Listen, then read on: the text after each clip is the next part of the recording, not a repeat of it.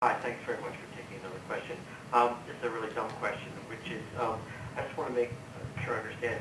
So when Rob tries to do something like stand up or take a step or move a toe or any kind of movement, does he have to think about it? Does he have to send that command from his brain, I'm going to stand up now, or is it just this physical position that enables him to make that movement?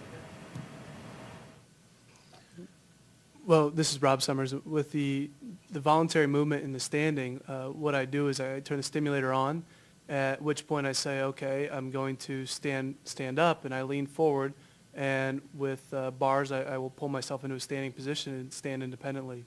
With the voluntary movement, typically I will lay down, and I'll say, okay, right toe down, right toe up, left toe down, left toe up, and as I am doing that, I will do countless repetitions of those kind of movements, all on command. I control it. I can sit there with the stimulator on and not move for 5 minutes, or I can move my right toe the whole time. It's all depending upon what kind of training protocol I'm going through at the moment.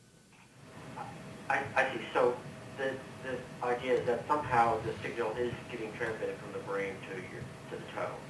Uh, Well, I'd just clarify that I think what our working hypothesis is that it's not going to the toe per se, or the motor neurons right to the toe, but it's giving information to the spinal cord, and then the spinal cord executes that movement.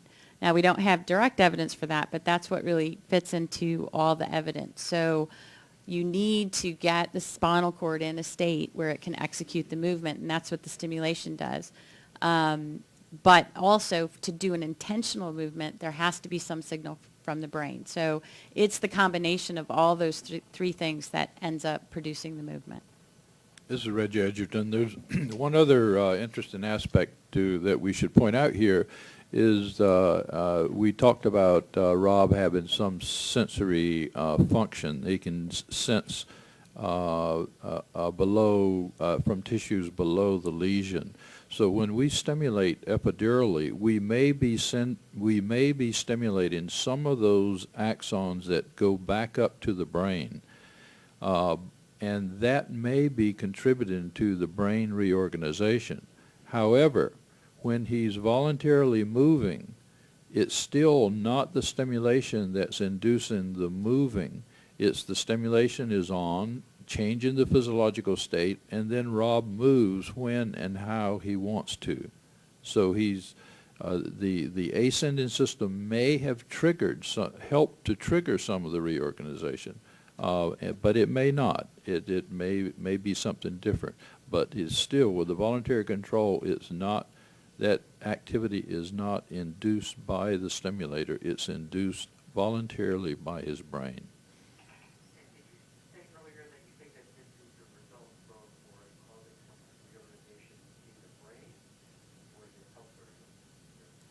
Well, I think that it's hard for me to imagine that there's not reorganization of the brain. In fact, there's been more and more work associated with the changes that occur in the brain as a result of spinal cord injury, and there are lots of changes that are occurring in the brain, but the ones that are changing here are probably pretty unique. I don't know that anybody would have studied this particular phenomenon in any animal or human.